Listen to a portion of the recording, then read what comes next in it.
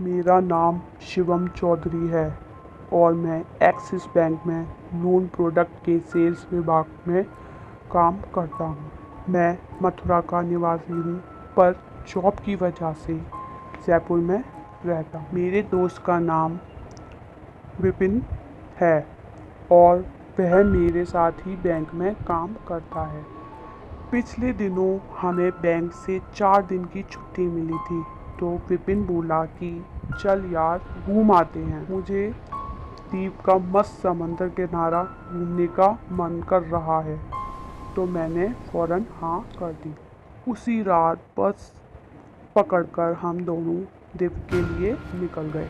Hotel तो online book कर लिया था तो फ़ौरन वहाँ जाकर फ्रेश हो गए। रात की सफ़र की थकान उतारकर एकांत घंटे में हम समंदर की ओर लटार मारने निकाल पड़े। छुट्टियों का सीज़न था तो समुद्र पर फॉरेनर्स की भरमार थी। ऐसा लग रहा था कि जैसे जन्नत में आ गए हूँ। घूमते घूमते हमारी नज़र धूप सेक रही एक पूरी चिट्टी जवान लड़की पर पड़ी। शायद वह अकेली थी। विपिन बोला कि चल यार उससे दोस्ती करते हैं। मेरा मन तो नहीं किया पर मेरा फ्रेंड माना ही नहीं। वह मुझे खींचकर उसके पास ले गया।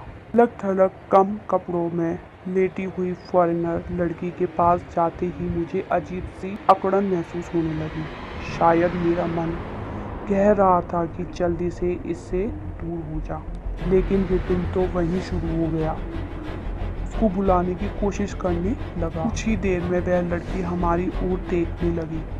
उसने विपिन को जवाब तो नहीं दिया पर हंसकर वहाँ से खड़ी हो गई और अपना ओवरकोट पहन लिया। फिर वो वहाँ से चलती बनी। उस जगह रेत के अंदर से काला गाढ़ा धुआं निकल रहा था। अभी मैं ये बात विपिन को बोली इससे पहले विपिन मुझे खींचकर उस लड़की के पीछे ले जाने लगा। मेरा कमीना दोस्त मेरी एक सुनने को तैयार नहीं था और खुद की सेटिंग के चक्कर में मेरी भी जान खतरे में डाल रहा था। वो रहस्यमय फॉरेनर लड़की हमारे आगे आगे थी और हम दोनों उसके पीछे पीछे थे। जमीन पर उस लड़की के पैरों के निशान कुछ अजीब इशारा कर रहे थे। यह बात रोंगटे खड़े कर देने वाली थी। मैंने विपिन को बोला कि तेरी मौसी के पैरों के निशान देख, इसमें कुछ गड़बड़ है, कहीं ये चुड़ैल निकली तो। लेकिन जब इंसान पर प्रेम का भूत सवार होता है तब डायन और चुड़ैल भी उसे अप्सरा ही नजर आती है।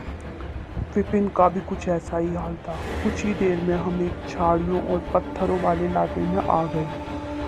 वह फॉरेनर लड़की एक बड़े से पत्थर के पीछे खड़ी हो गई और हमारी ओर देखने लगी। उसकी नजरों से ऐसा लग रहा था कि वह हमें बुला रही है। अब फिर विपिन ने तो उसे अपनी रानी बना लेने का फैसला कर ही लिया था। ऑटोमेटिक वह भूतनी मेरी भाभी समान बन गई थी। तो विपिन मेरी ओर देखकर बोला कि भाई तू रुक, मैं तेरी होने वाली भाभी को मिलकर आता हूँ। मेरा दिल जोरों से धड़क रहा था। मुझे कुछ अनहोनी होने का अंदेशा हो रहा था पर मेरा भूखा भेड़िया दोस्त कहाँ मेरी बात सुनने वाला था। वह तो लपक कर की ओर पत्थर के पीछे दौड़ गया। मैं सोच रहा था कि कहीं वह फिरंगी औरत की चुड़ैल या प्रेत निकली तो मेरे दोस्त का क्या होगा। कई तरह के विचार मेरे मन में आए। करीब 15 मिनट हुए पर वह दोनों उस पत्थर के पीछे से बाहर नहीं आए। अब मेरी जान हलक में अटक चुकी थी। मुझे पक्का शक हो रहा था कि कहीं विपिन को उसने कुछ कर ना दिया हो। मैं दौड़कर पत्थर के पास गया। कुछ ही देर में वह फिरंगी फॉरेनर लड़की पत्थर की आड़ से बाहर आई। उसके मुंह पर खून लगा था और उसकी आंखें लाल थी। वह जोरों से हाँफ रही थी और गुस्से से मेरी ओर देख रही थी। लड़की के दोनों हाथों के नाखून भी गायब थे। मेरा शक हकीकत तब्दील हो गया। वह एक चुड़ैल थी। मैंने वहीं खड़े खड़े चीख पुकार मचा दी।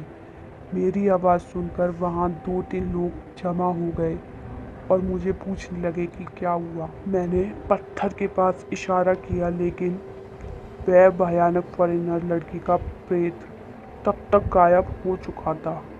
फिर मैं पत्थर के पीछे गया, वहाँ देखा तो विपिन बेहोश पड़ा था। उसे जगाया तो वह बुरी तरह से रोने लगा। कुछ ही देर में मैंने देखा कि विपिन के गले पर भी काटने के निशान थे।